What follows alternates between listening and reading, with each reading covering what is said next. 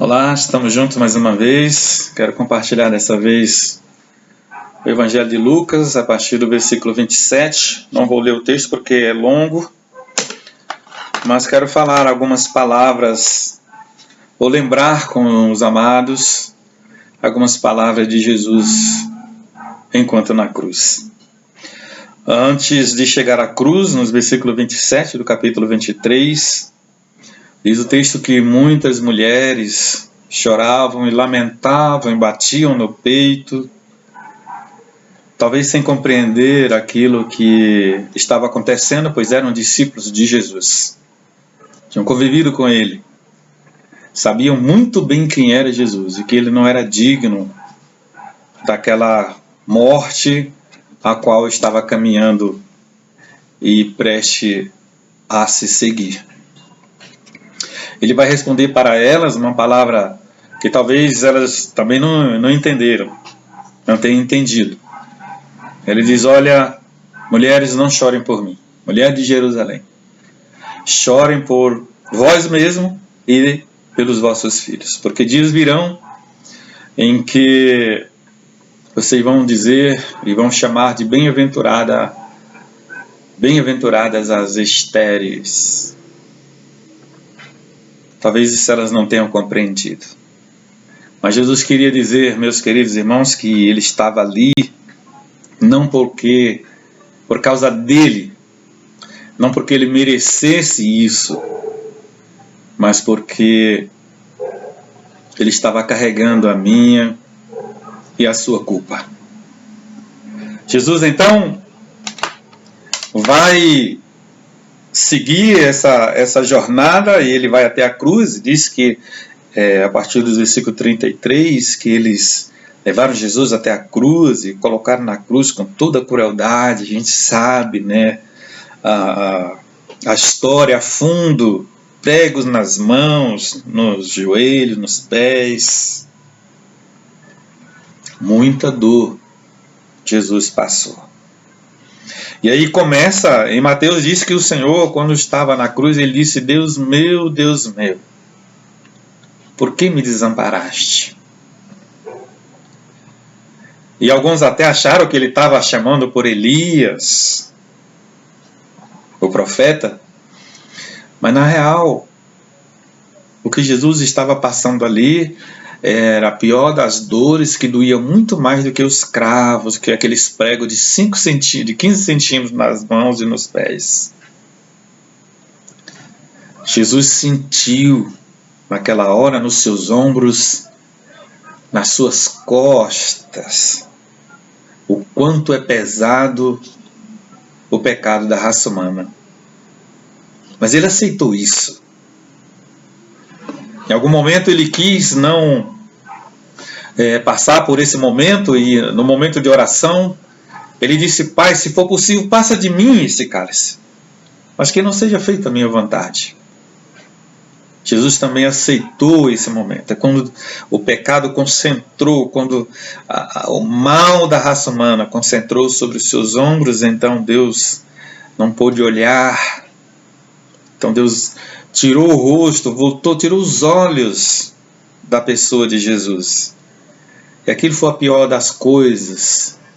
E é a pior das coisas que uma pessoa pode passar.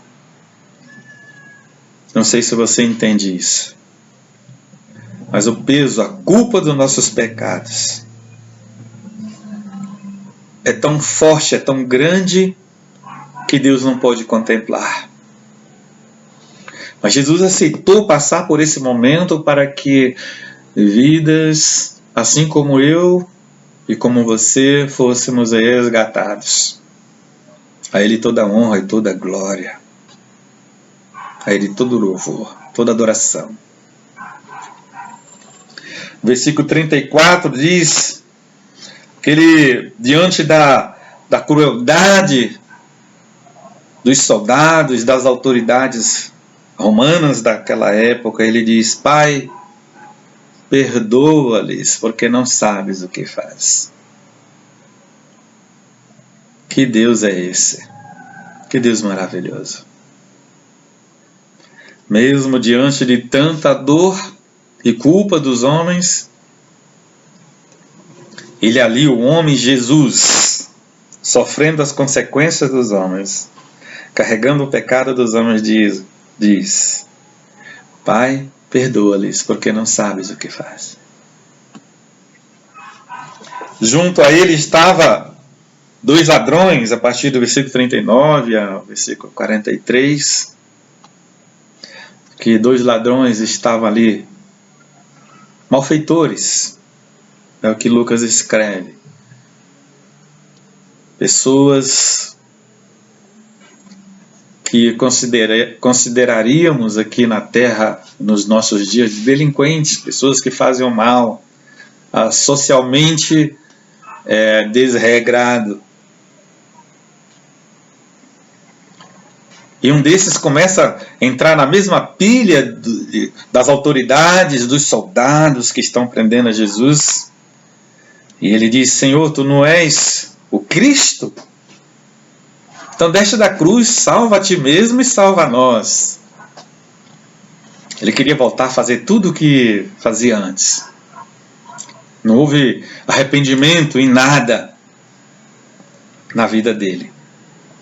Mas um outro que estava também na cruz, diz o texto que ele disse para o seu amigo, se é que nesse momento existia esse nível de sentimento, diz: rapaz, você não teme a Deus, nem mesmo estando no mesmo estado, isto é, na mesma situação de condenação.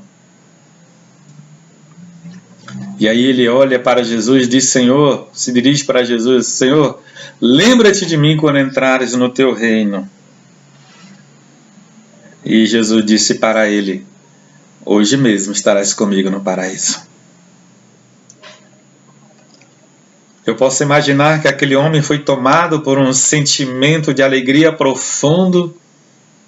E se ele não tivesse cravado na cruz, certamente ele ia sair dali pulando, salticando, como um louco de alegria. Porque, meus irmãos, é isso que a gente sente. Quando você está no estado de condenação, de pecado, e a graça de Deus invade o seu coração, a sua vida, porque a gente sente a vontade de gritar de alegria. E para com aqueles que vê em Cristo Jesus esta possibilidade e se rende ao Senhor, certamente haverá alegria. Haverá muitas alegrias. E depois desse momento ainda de dor, de tristeza, agora Jesus, a partir do versículo 44, mas especialmente do versículo 46, de Lucas, capítulo 23. Uma das últimas palavras de Jesus também é: Pai, em tuas mãos entrego o meu espírito. E expirou. O Evangelho de João diz que depois de Jesus ter gritado, dado um brado na cruz, ele disse: Pai, está consumado. Estava consumado a missão dele aqui na terra, e estava consumada a minha e a sua salvação. Só Deus pode fazer isso. Um dia, depois de pregar o Evangelho para uma colega do trabalho, e ela se irritou muito depois. Inicialmente ela estava aceitando, e depois ela se irritou muito. Eu deixei passar os dias e um dia eu escrevi uma mensagem no WhatsApp para ela. Eu sabia que ela estava comprando uma casa, um apartamento em Águas Claras. E então eu fiz uma pergunta para ela: o que ela achava de uma pessoa que tinha comprado um apartamento, através de um corretor, ela comprou o apartamento, gastou tudo que tinha, E no dia que foi receber a casa, o apartamento, ela ouviu do proprietário dizendo o seguinte para ela: não vou dar a casa para você. Você não tem esse direito, eu vou dar para o meu amigo. Aquela colega voltou uma mensagem dizendo, esbraguejando, falando: olha, se isso acontecer comigo, eu mato, faço e aconteça. E eu respondi para ela: pois é, Jesus morreu na cruz para salvar a sua vida, comprou o teu perdão, ele comprou com o sangue que foi derramado na cruz do Calvário. E o que a gente faz? E ela imediatamente me respondeu dizendo: Martim, sabia que tinha alguma coisa nessa sua fala.